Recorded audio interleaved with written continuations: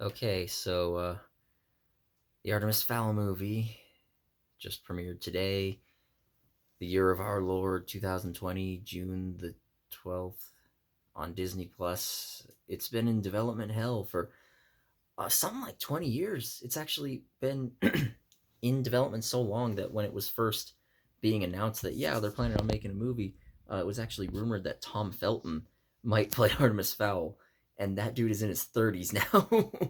and they should have kept it in development hell because this is awful.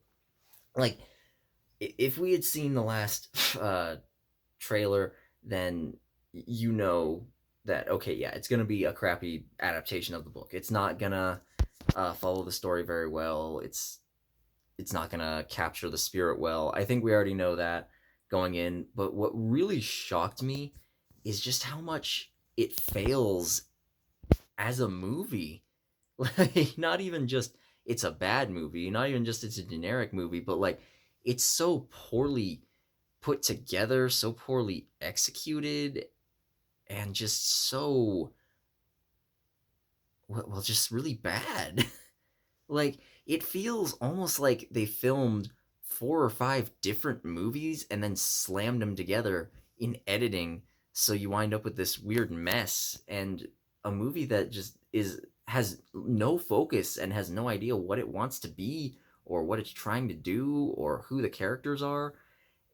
I mean, the last movie I saw that did something kind of like that was Suicide Squad, which, if you're familiar with that, um, basically the theatrical cut of that movie that was released in theaters was two different cuts of the movie and that were sort of smashed together, and so you wind up with this awkward mess where the first half of it is kind of goofy and fun and stupid, but enjoyably stupid, and then the second half is just like really dark and dreary and taking itself super serious, so it feels weird when you watch it. This one is kind of like that. It does it a couple of times. So okay, from here on out, I think I'm gonna have spoilers for the whole movie because I don't give a shit, and minor spoilers for the book as well. So just be, I don't know, or sorry, major spoilers for the book as well. So just, I don't know, be aware of that. But okay, so this is not quite an in name only sort of adaptation.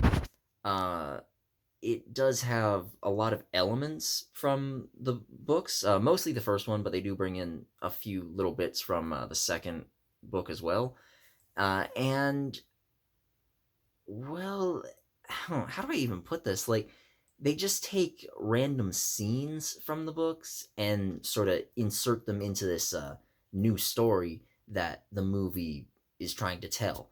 Like in this one, it's that Artemis Fowl Senior, the Artemis Fowl, the main character's dad, is in contact with the fairy world and has been for a long time, and apparently his whole family has been for centuries. Uh, so then something happens to his dad. He's kidnapped by someone who is later revealed to be Opal Cowboy. It doesn't actually mean anything in the movie. It's just kind of a name that, oh, I recognize that from the books. Like it doesn't really uh, add anything at all. Uh, and she's really just this mysterious hooded figure. You don't see her face, and she disguises her voice, and she kidnaps Artemis's dad, and that's it.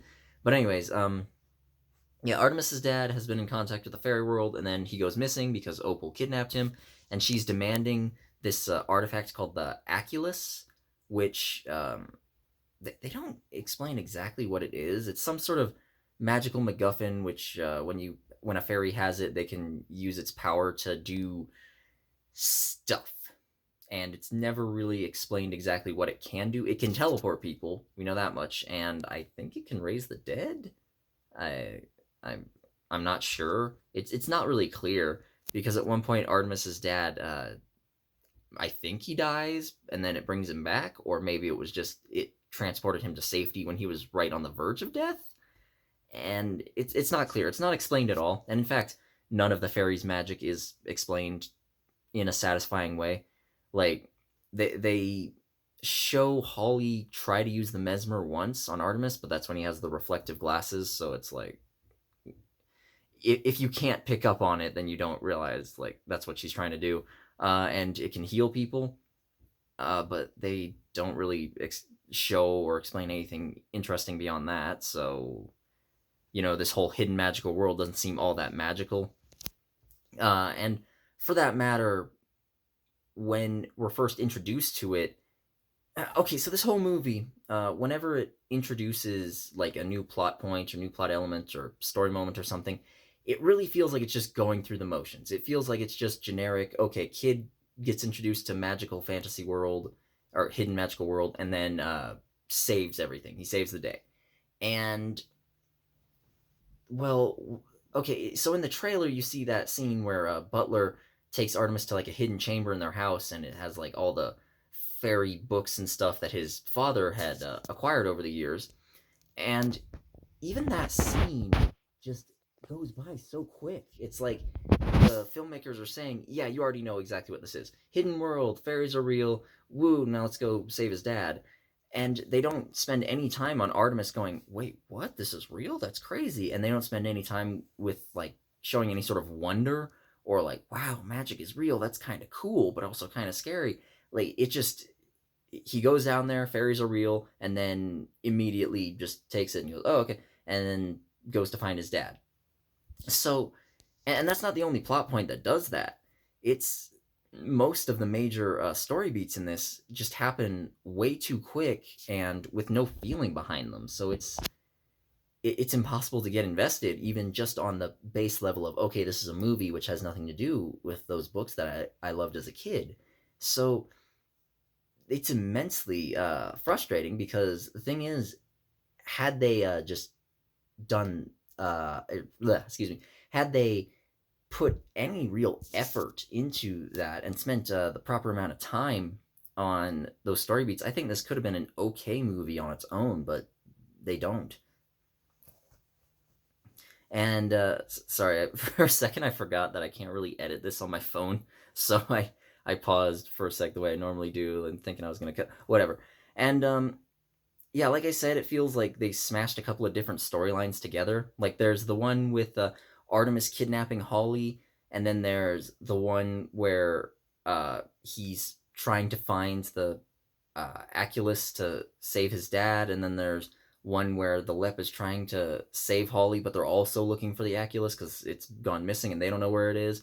And then there's the one with Artemis's dad is apparently known as a thief somehow in like in the human world. They go, oh, he's a thief. Let's find out something about him. And that it's several different things all mashed together, and none of them get any sort of focus at all.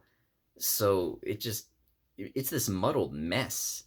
I mean, I know it was in development hell for 20 years, and movies like that rarely turn out good, but like this one especially feels like it was chewed up and spit out multiple times over. So it is not good. And even the stuff like the action scenes and the characters and the humor and stuff doesn't it can't save this, because this movie has a weird framing device in that Mulch Diggums is captured near the beginning by human authorities, and then they're asking him, hey, what's going on with Artemis Fowl and all that, and he tells them, and so he narrates a lot of the story.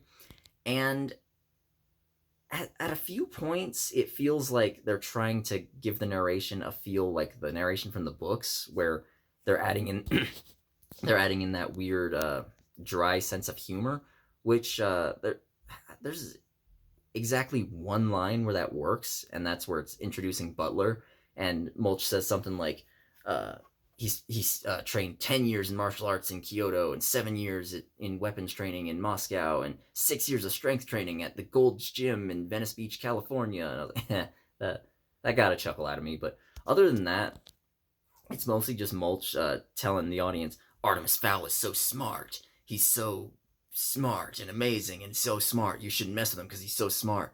And we don't really see Artemis do anything all that smart. Like, the only thing that really feels close to that is his final plan at the end, where he saves the day. But even then, that really only works because they withhold so much information from the audience, kind of like BBC Sherlock, where they tell you, oh, look, he's so smart because he figured all this out, and you couldn't figure it out because you're stupid. But like, they also don't show us all the information that was necessary for him to figure it out, so it doesn't really work well. It's a smart person written by a stupid person, I think is the best way to explain it. And Artemis is the same way, where they try to tell you he's smart, but they don't show you. And a lot of other characters are the same way. Like, they tell you Butler is this ultra mega badass who can fight super well, but they never show him do anything like that. Like, even the scene with the troll near the end, doesn't he doesn't give an impressive show there. They tell you Mulch Diggums is this master thief who can break into anywhere and get out undetected, but we don't see any of that. And the actors do not give great performances to make up for this. Like, the kid that plays Artemis, his name escapes me. I know his granddad was in Jaws. That was pretty cool. He played Quint. That was neat. But yeah, he's not a good actor. I'm sorry, and I feel a little bad hating on him because he's just a kid. You can't expect kids to be good actors. Like, occasionally you'll get a child who's just really talented as an actor, but most of the time they're bad, and that's fine because they're kids. But that doesn't change the fact that, yeah, he's bad in this. He's really stiff and lifeless and just, well, no, that's it. He's very stiff and lifeless. Uh, the girl that plays Holly, same story. I feel bad hating on her, but she's a kid actor who's very stiff and lifeless. Dude who plays Butler doesn't really get the chance to do anything. Even Colin Farrell is not that good. Like, he has his opening scene where he's like, oh, here's him bonding with Artemis, and it goes through that really quickly, and it feels like there are many, many points in this movie where a character would say a line or do something, and I just thought, really, that's the take they went with? That's the best take they had? Okay. And Judi Dench, legendary actress. I still think it's a little weird that they changed her character into a woman for this movie, but when I first heard about that, I was like, okay, whatever. Judi Dench, she's great. She's not great in this. I genuinely don't even know what accent she's trying to do. Is she? Because it feels almost like a weird combination of Irish and her regular accent, and maybe some other stuff mixed in there. I don't know. Those godforsaken islands have too many accents. I'm an American. I can't tell them apart. But yeah, she's not good. The only performance, and genuinely the only thing about this movie that I really liked, was Josh Gad as Mulch Diggums. I liked him. He was genuinely funny. He got several chuckles out of me. He's almost like Hagrid if Hagrid was played by Jack Black. It's really cool because he has energy the whole time through. He has life to him. He has personality. And again, you never feel like he's a master thief, but you do get the feeling, okay, yeah, he's a mischievous criminal dude, and he's not evil or anything, but he will cause trouble. And okay, I felt that. He was the only character that had some life to him in this, and that's mostly because of Josh Gad's performance. Because even when they give him a couple of cringy lines, he manages to do the best he can with them.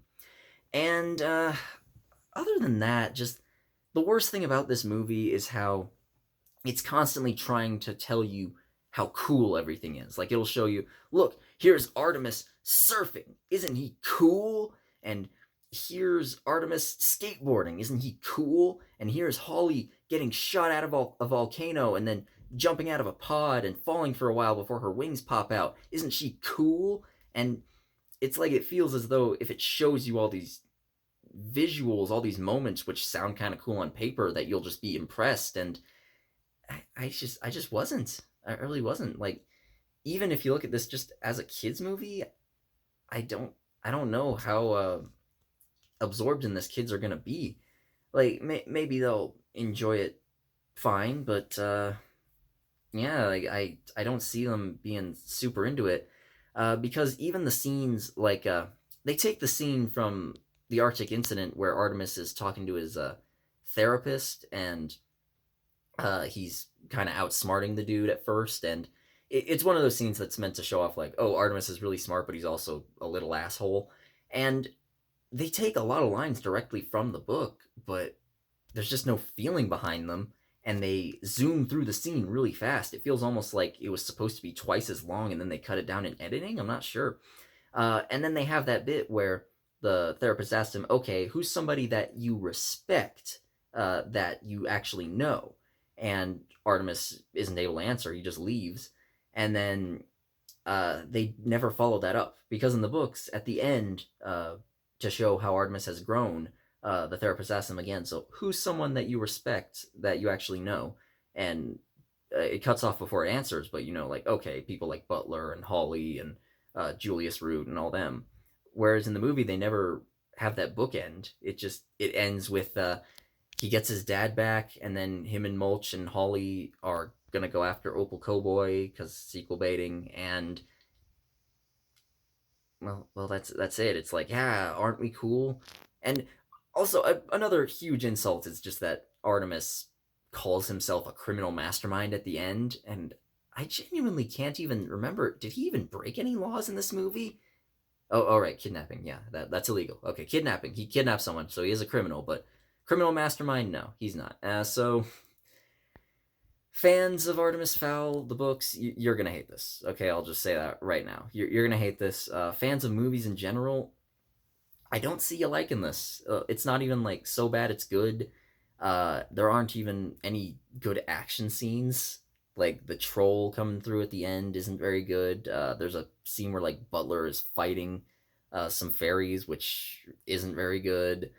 The only thing I liked about it genuinely was Josh Gad as Mulch. That's all. So Artemis Fowl, this movie should have come out 15 or 20 years ago, and I don't even know how it wound up becoming this way because the first book at least, feels like it would be pretty easy to adapt into a movie script. I don't know how this happened, but happen it did, and well, much like Percy Jackson and the Golden Compass and other things before it, it's just a disappointing adaptation. So yeah, that's it. Patrons.